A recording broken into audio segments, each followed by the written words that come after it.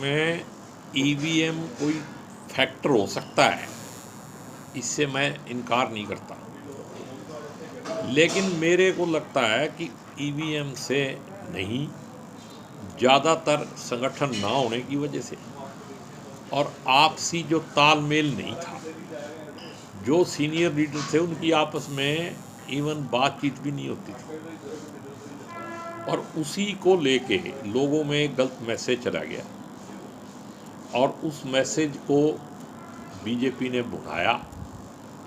उन्होंने पूरी तरह से उसका नैरेटिव बनाया और उस नैरेटिव से नुकसान हुआ है। अब अपने आप को बचाने के लिए अध्यक्ष जी कुछ और कह रहे हैं, प्रभारी जी कुछ और कह रहे हैं, और मैं तो पहले बता चुका हूँ कि जब आप मैं बीच में रखोगे तो फिर पार्टी का नुकसान होगा ही होगा। यहाँ इलेक्शन मैं पे ज़्यादा डिपेंड था। आज भी अध्यक्ष जी ने पहले बयान दिया कुछ और बयान था, कल बयान दिया कुछ और है, बावरिया जी उसका खंडन कर रहे हैं। तो फिर सबसे पहले तो इन्हीं की जांच हो जानी चाहिए। पार्टी का इतना बड़ा नुकसान करने के बाद भी उनका बयान ही नहीं, तालमेल ही नहीं है। बाकी तो लीडरों को छोड़ो, जब इनका ही तालमेल नहीं है। और कांग्रेस कहाँ थी, इस बात की भी जांच होनी चाहिए कि कांग्रेस कहाँ थी इलेक्शन स्टेट के अंदर। निराश है, हताश नहीं है, लेकिन निराश है और दिल्ली की तरफ देख रहा है।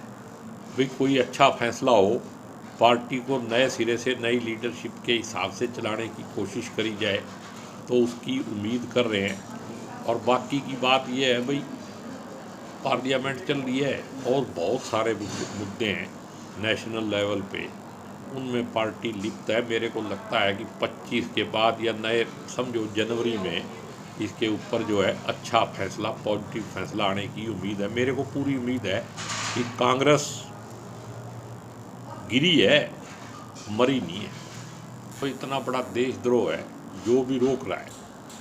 मैं ये कहता हूँ भी वो पंजाब के जो किसान हैं, क्या वो इस देश के नागरिक हैं कि नहीं?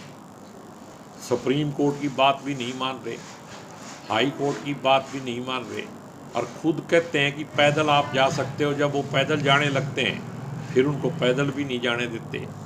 तो ये किसानों के ऊपर एक अत्याचार हो रहा है और देश के अंदर बंटवारा सामाजिक तौर पे भी और दूसरे रीजनलिज्म के। ये नेशनल हाईवे जो है ना, ये हरियाणा की प्रॉपर्टी नहीं है, ये सेंट्रल गवर्नमेंट की प्रॉपर्टी है। और इस तरीके से तो कलह बढ़ेगा। स्टेट वाइज अगर सारे अपने अपने बॉर्डर सील कर लेंगे फिर देश कैसे रहेगा? तो ये आरएसएस की पॉलिसी के अनुसार नीतिगत तरीके से किया जा रहा है। जैसे मणिपुर में कर दिया, दूसरी स्टेटों में, यूपी में आपने देखा वोट तक नहीं डालने दिए। महाराष्ट्र में कितना गदर होया, गांव में वोट इतनी और लिगड़ रही है डबल। भी ये फैसला जो है सेशन के बाद ही मेरे को लगता होगा। और बाकी ये फैक्ट फाइंडिंग कमेटी ये सारा चला ही रहे हैं, भी क्या करेंगे ये। लेकिन मेरे को लगता नहीं है कि फैक्ट फाइंडिंग वाले भी सही दिशा में। अब तो फैक्ट फाइंडिंग छोड़ के सबको सबका पता है। किसी को बचाने के लिए फैक्ट फाइंडिंग का सदुपयोग नहीं होना चाहिए, बल्कि आने वाले समय में कांग्रेस को कितना अच्छी तरह से मजबूती से आगे बढ़ाया जा सकता है उस पर ज़्यादा ध्यान दें।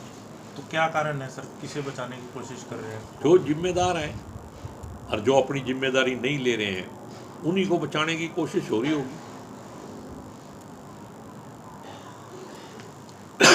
तो लगता है सर फिर एक बार मुकाबला कर पाएगी कांग्रेस बीजेपी? कांग्रेस दोबारा से आएगी और बिल्कुल बीजेपी जैसी फासिस्ट जो शक्तियां होती हैं उनकी ज़्यादा लंबी उम्र नहीं होती। ठगी से सत्ता में आ सकते हैं, लोगों का दिल नहीं जीत सकते।